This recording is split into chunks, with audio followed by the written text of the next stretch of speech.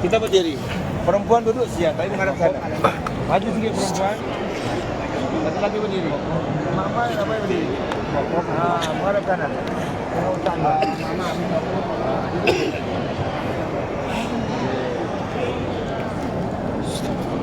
Laki-laki semua berdiri. Berdiri, sana lebih.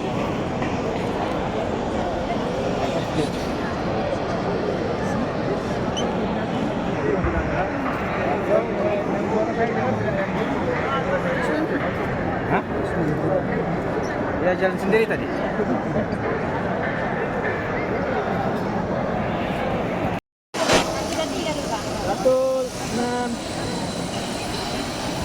Iya, ada lagi satu. Ada.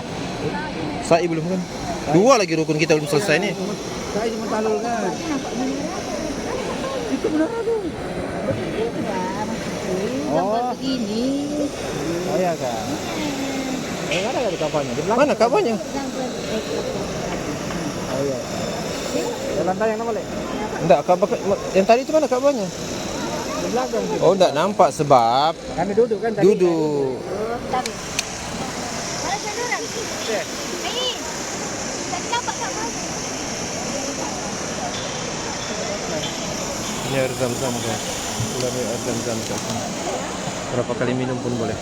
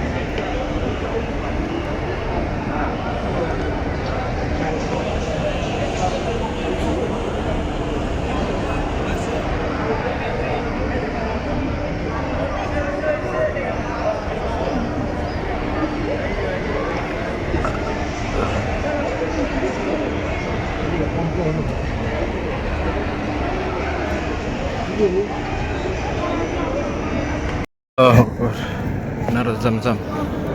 Zam-zam Tower. Dan ini adalah WC 3. Dan hotel kita mengarah ke sana Mirajat. Allahu Akbar. Melaksanakan rukun umrah yang terakhir, yaitu tahallul. Nampaknya semua lelaki nak botak. Jadi kita botak juga lah. Manin. Mera pram na बैठो.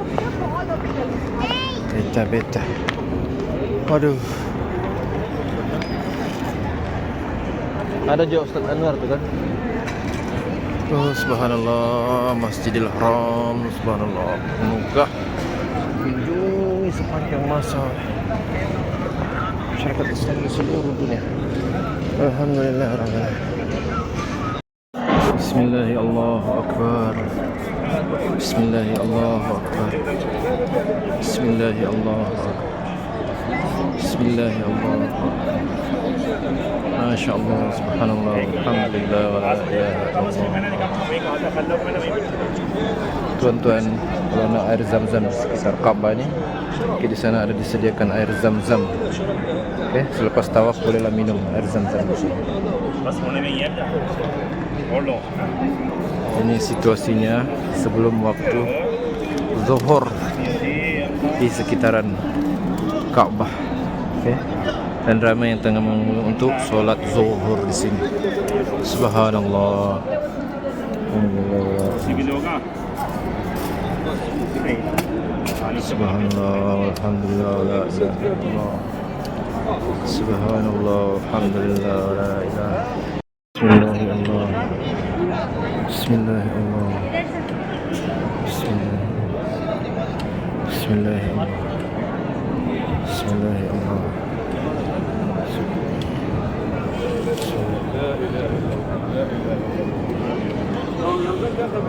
Minum dulu. Kira itu viral, Pak. Mana? Sana. Oh, Itu saudara naik tuh. iya, pi makanlah dulu. Sudah ada tenaga baru boleh escalator. pintu 90. Oh, Akbar Menara Jam.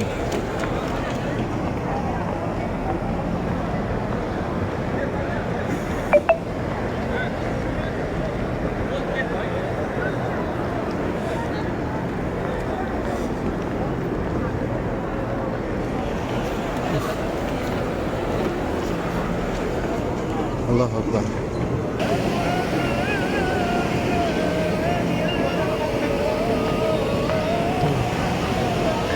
Orang kata orang.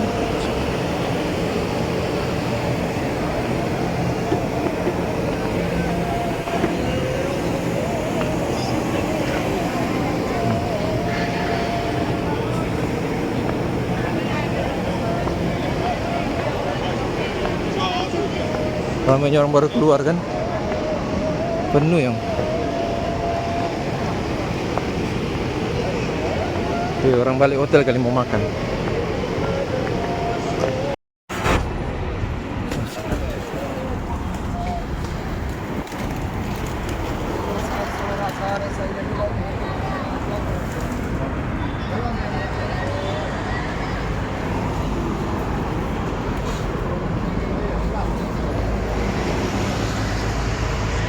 Banyaknya merpati.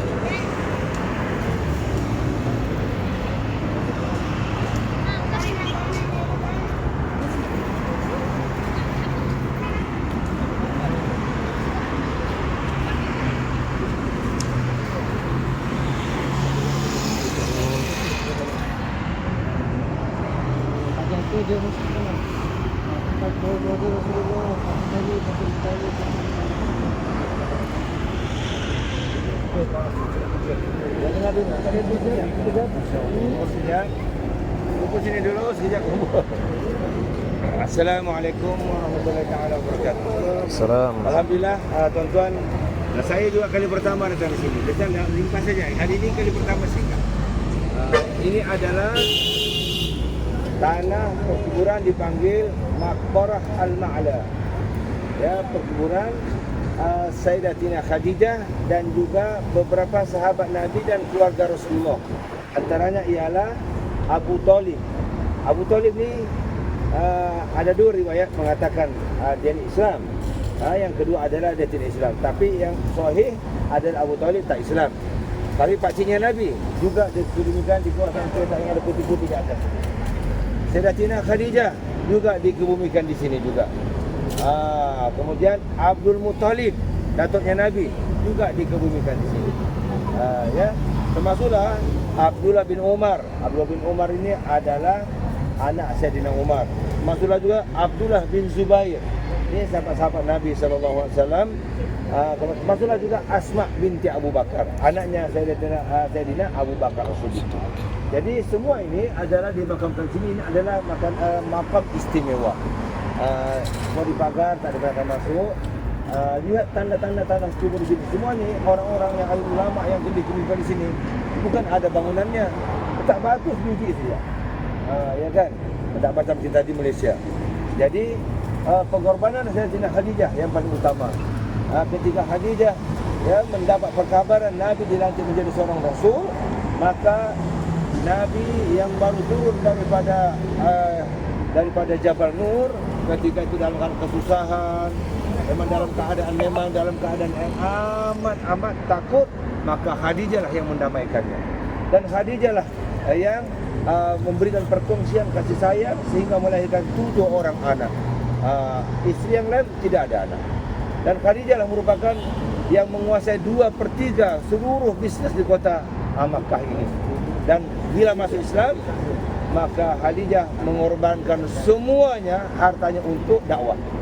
Dan sebelum Khadijah meninggal dunia, Khadijah berpesan kepada Rasulullah, "Wahai Rasulullah, sekiranya engkau masih memerlukan harta untuk disumbangkan kepada fakir miskin, bantu anak yatim, bantu ibu tunggal, bantu kerja-kerja dakwah, kalau katakanlah kau masih minta harta dari aku sudah tidak ada, maka kau galilah kuburku.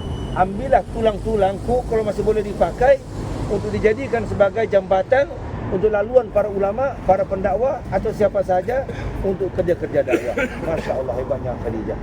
Ya, dan Khadijah ini adalah orang yang pertama, perempuan yang pertama masuk Islam dan orang pertama masuk Islam selepas Rasulullah. Jadi makamnya di surga tempat yang paling mulia. Hebat tuan-tuan. Seorang yang berakhlak mulia, ya, seorang janda, ibu tunggal, tapi orangnya cantik, ya, dan bangsawan, keluarga raja, dan berkahwin dengan Rasulullah sallallahu alaihi wasallam. Ya, jadi kita ambil pengajaran, ya, bahawa kita jadi seorang suami yang baik macam Rasulullah ni, dia tak mampu, tapi kita ikutlah contoh Rasulullah. Kita menjadi seorang isteri yang soleha, kita ambillah pengajarannya macam Sayyidatina Khadijah binti Khuwailid yang taat kepada Allah, taat kepada suami, yang mendidik anaknya, semua anak-anak yang berjaya menjadi anak-anak yang bertakwa.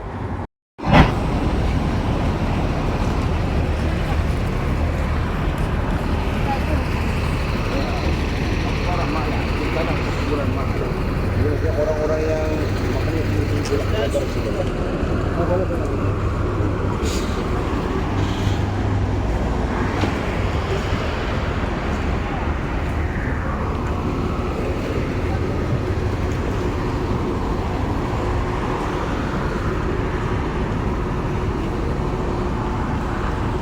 Masjid Jin. Ambil gambar. Boleh masuk dalam. Tengok yang laki-laki tu. Ini Masjid Jin. Tunggu. Ja.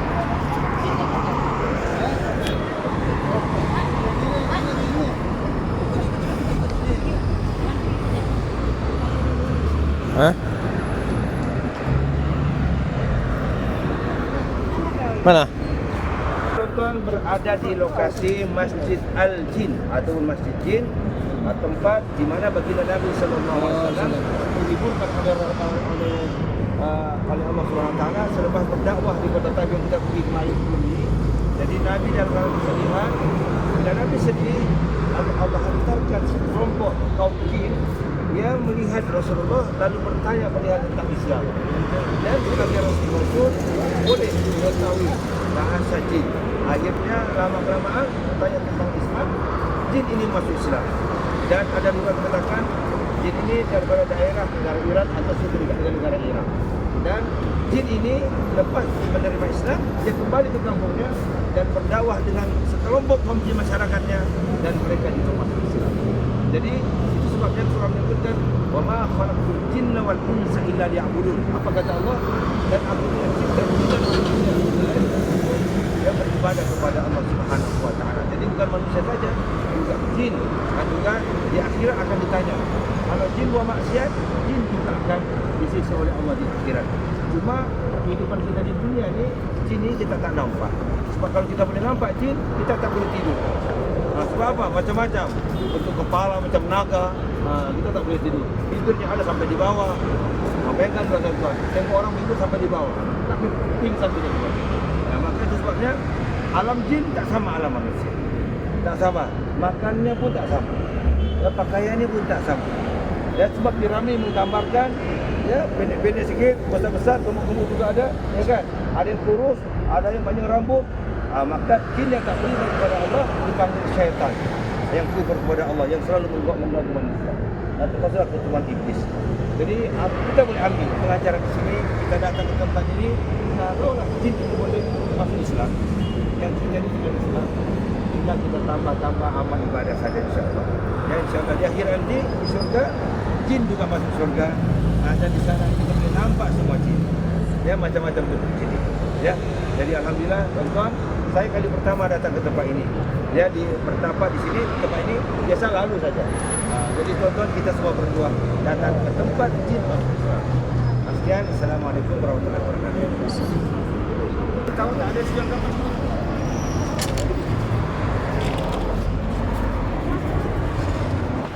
Laki-laki sini. Di bawah boleh. Dapat di situ boleh. Duduk pun boleh. Sini bang. Tunggu.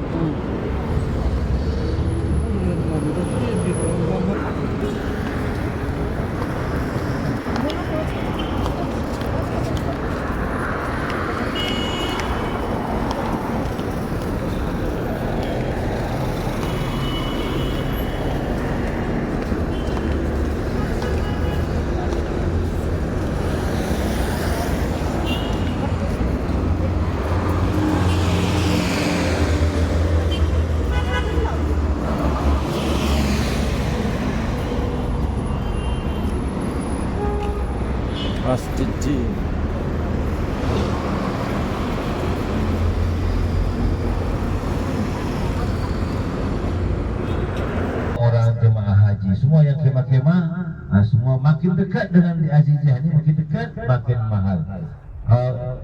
Sampai di sana tuh tuan-tuan, itu masih lagi jauh tempat melontar, lagi murah lah. Makin dekat tempat melontar lagi. Kalau saya di Hotel Aziziyah tadi, jadi package RM50,000, bolehlah di sana tadi.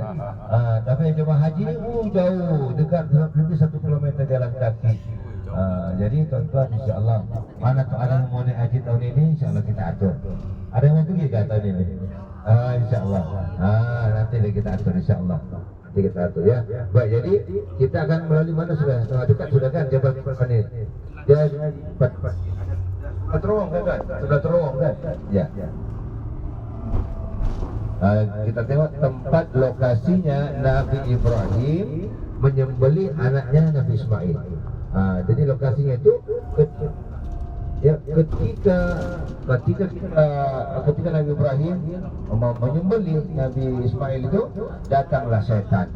Iblis, dia kata, Allah, kenapa kau mau anakmu? Sudahlah remaja, baru kau datang dari Palestin. Maka dilempar, maka dilempar pindah tempat lain lagi. Sampai 3 kali. Maka itulah sebabnya ada 3 tempat melontar. Namun lokasi penyembelihan itu kita akan tunjukkan. Lokasi penyembelihan itu yang dipanggil Bukit Kurban atau Jabal Kurban, tempat Nabi Ibrahim disembelih. Dan ada kubah, ada kubah kecil. Itu. Jauhnya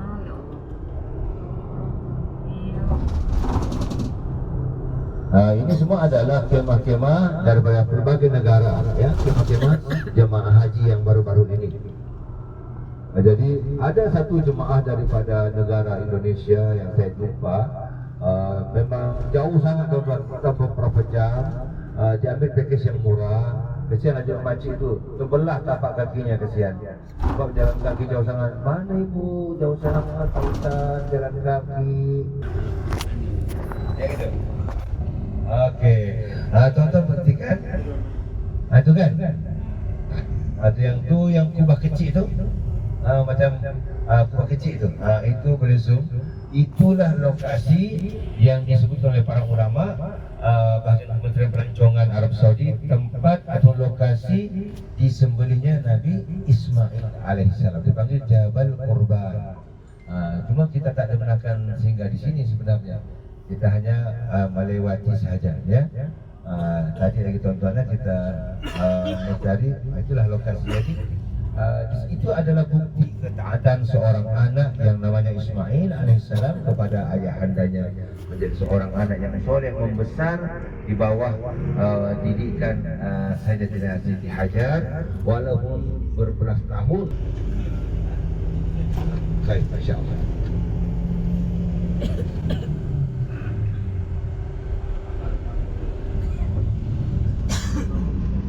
Sebelah kiri ini ada video, ada gambar. Itu adalah Masjid Al-Khair, masjid yang pernah didatangi oleh 70 orang Nabi solat di dalamnya. Dan Nabi dalam satu riwayat bahawa Nabi Musa juga pernah solat di sini. Nabi Musa juga pernah solat di sini. Dan ketika melaksanakan ibadah haji boleh datang di sini, tuan-tuan. Ya.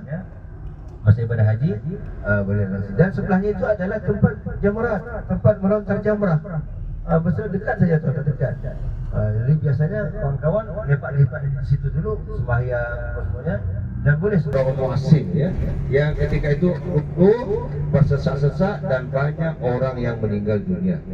Dan juga yang itu Raja Arab Saudi ataupun menteri-menterinya saat menunaikan ibadah haji. Kita orang Indonesia di bawah-bawah ni sejak tuan, jalan kaki saja kita. Ya, sebab menunaikan salah satu Islam lah, ya, itu wajib. Cuma tak sanggup kita buat haji, kita berumrah lah dulu. Sekurang-kurangnya terlepas haji kecil yang kita laksanakan, insya-Allah. Dan orang yang Masjid Aisyah Ini salah satu miqat yang paling dekat dengan Masjidil Haram Mekah. Baru bulan 35 bulan. Sini pun bah.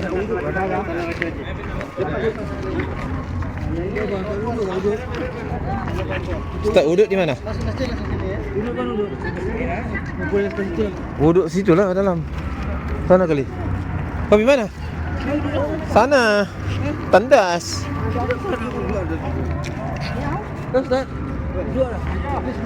Oh, wuduk situ juga? Dalam tak ada? Oh. Guys, saya nak tangkap merpati sini. Masjid Aisyah.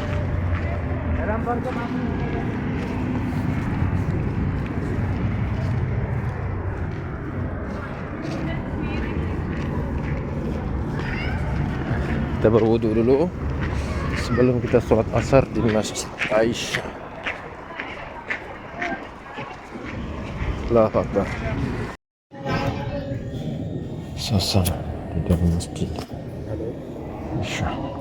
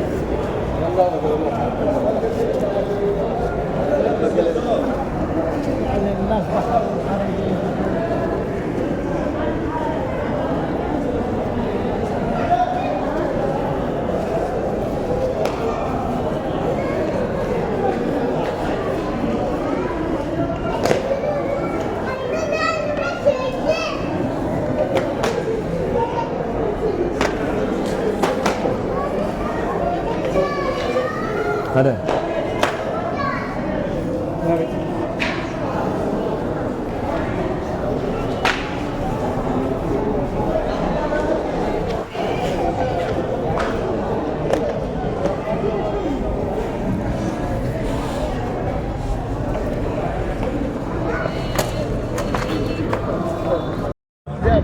Suatu hari ketika Nabi SAW melaksanakan tawaf wida, tawaf selamat tinggal di kota Mekah ini, maka ketika itu Sayyidatuna Aisyah dalam keadaan haid. Jadi bila sudah bersih haidnya, Nabi mengarahkan datang ke sini ditemani oleh Abdurrahman bin Abu Bakar, ya, adik-beradiknya Aisyah lah, dan bermiqat di sini. Maka sempena Aisyah datang sini bermiqat, maka sampai sekarang masjid ini dikenal sebagai Masjid Sayyidatina Aisyah. Siapakah Aisyah? Aisyah ini adalah salah seorang daripada istrinya Nabi SAW yang masih muda, dan dia saja yang perawan. Yang lain semua adalah ibu tunggal. Jadi Aisyah ini adalah istri Rasulullah yang paling banyak meriwayatkan hadis Rasulullah, sebab lama bersama dengan Nabi. Dan Aisyah ini adalah istri Rasulullah yang paling banyak ilmunya. Sebab ketika Nabi sudah wafat, Aisyah masih lagi berdakwah dan juga menyampaikan hadis-hadis Nabi sallallahu alaihi wasallam. Jadi Aisyah ini juga dikenali sebagai dipanggil dengan ya Humairah, wahai orang yang putih kemerah-merahan. Sebab comel, ya, comel. Jadi Rasulullah ni yang nama Aisyah tidak ada anak lah, tidak ada anak. Dan yang dapat anak hanyalah daripada Sayyidatina Khadijah binti Khuwailid yang ada 7 orang anak, dan juga daripada seorang lagi yang namanya Ibrahim, daripada istri Rasulullah, daripada hadiah Raja Mesir yang namanya Maryah Al-Qibtiyah. Itu saja anak Rasulullah, yang lain tidak ada anak. Tidak ada anak. Jadi tuan-tuan, sempena kedatangan Aisyah di sini sampai sekarang, tuan-tuan tengok barakahnya, tempat ini masih menjadi ribuan orang, bahkan jutaan orang yang datang ke sini sebab berkat ilmunya Sayyidatina Aisyah. Sampai digambarkan macam-macam lagu-lagu tentang Aisyah. Ya, kita dulu ni abang kaki kita menjadikan lagu Aisyah. Okey. Jadi insya-Allah tuan-tuan, kita kalau katakanlah kakak mau buat Aisyah, mau buat apa ni? Mau buat umrah. Sedangkan mantub hanya berjanjikan 3 kali. contohlah mau buat 4 kali. Boleh naik taksi, saya boleh tolong uruskan naik taksi dari sana ke sini RM50, lepas tu akan buat sendiri. Tapi tak payahlah pergi tawaf guna jalan kaki, naik bagi. Bagi ataupun skuter. Jadi enak-enak duduk selesai. Ini untuk badan umrah. Mak bapak meninggal, adik-beradik meninggal. Boleh kita buat. Ya. Okey, kita tak inilah ambil gambar sekejap. Sini mari yang lain sudah dalam bas. Tak payahlah kita saya ambil gambar ya. Boleh. Jom. Aisyah, Aisyah dulu. Aisyah. Aisyah terus. Jangan Aku bacanya tadi. Wah, Jami'. Oh. Jami' Altu. Hit. Ada ke tempat kumpulan ada. Orang-orang sini orang yang Oh. Uish. Batu baru dikasih begini kan.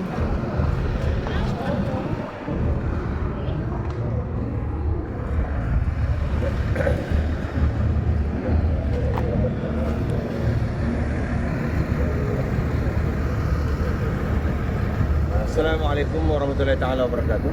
Assalam. Alhamdulillahirabbil alamin wassalatu wassalamu ala asyrafil anbiya wal mursalin wa ala alihi washabihi. Tuan-tuan, di hadapan kita ini adalah Khubayb ya, sebenarnya nama asalnya. Khubayb bersempena dengan satu orang sahabat Nabi yang namanya Khubayb ya. Asalnya ada 10 orang mata-mata spy yang Nabi kirimkan untuk meninjau keadaan musuh-musuh orang-orang kafir. Ya, kemudian daripada Bani Lihyan namanya. Disebutkan dalam banyak beberapa kitab-kitab sirah. Dan apabila 10 orang sahabat ini dihantar, kaum Bani Lihyan ini telah menghantar 100 orang pemanah untuk membunuh kesemua sahabat Nabi. Kemudian ditakdirkan Allah, maka semua ini dibunuh kecuali 3 orang. Antaranya adalah Asim bin Sabit, termasuklah Khubayb, dan ada seorang lagi. Dan kemudian ditawanlah, terutama Khubayb ini ditawan oleh seorang daripada bekas waris kepada salah seorang yang dibunuh dalam peperangan Badar. Dibelilah ni, dijual beli, dan Khubayb dijual. Dan dijual lalu disiksa. Ketika disiksa sahabat Nabi namanya Khubayb ini, berlakulah peristiwa karamah yang Allah berikan kepada Khubayb. Tengah di penjara, diikat tangannya, tapi Allah hantarkan anggur yang kemudian dia boleh makan anggur setiap hari, sedangkan Mekah ketika itu bukan musim anggur. Siapa yang hantar? Para malaikat-malaikat Allah. Kemudian di tengah-tengah dalam keadaan hendak dibunuh itu, maka pada ketika itulah datang karamah lagi Allah berikan kepadanya. Khubayb ini ketika hendak dibunuh, maka ketika itulah dia mohon kepada Allah supaya dia diberikan kesempatan untuk solat sunat. Solat sunat 2 rakaat. Dan alhamdulillah tuan-tuan, Khubayb bin Adi adalah seorang sahabat Nabi yang diberikan karamah, dan sampai sekarang oleh kerana dia mati syahid, maka tempat ini menjadi kunjungan para sahabat Nabi dan juga orang-orang yang datang ziarah di kota Mekah. Dan ini lokasinya berlakunya karamah yang namanya sahabat Nabi Khubayb. Dan kita ambil gambar kenangan sekejap. Tempat karamah sahabat Nabi namanya Khubayb di sini, insya-Allah ya. Ini saya pun kali pertama dengan tuan-tuan. Jom kita ambil gambar.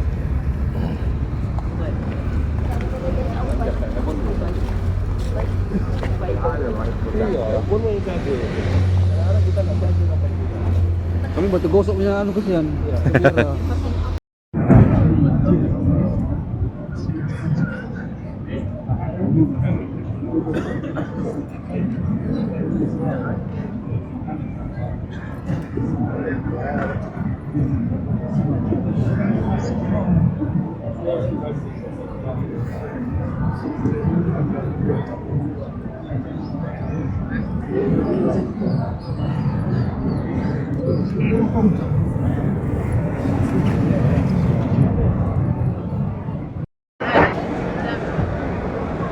Itu yang ini ya, yang itu tadi ya. Pintu yang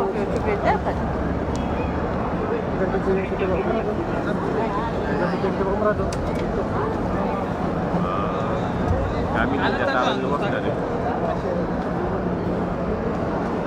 Iya, tetap di atas kan Dia ada blok. Dataran ini pun dia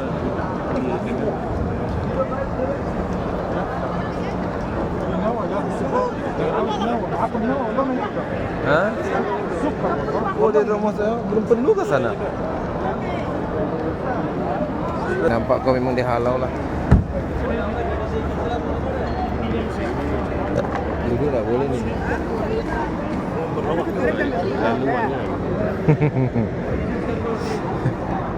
Aduh, ada saya kan.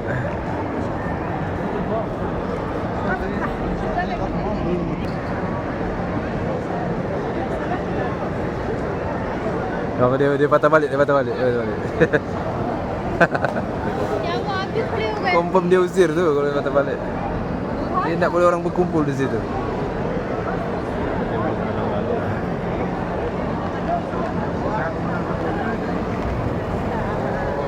Nah, dia ada pagar dah. Tu dia pagar tu. Nanti dia tarik sampai sana semua tak boleh masuk.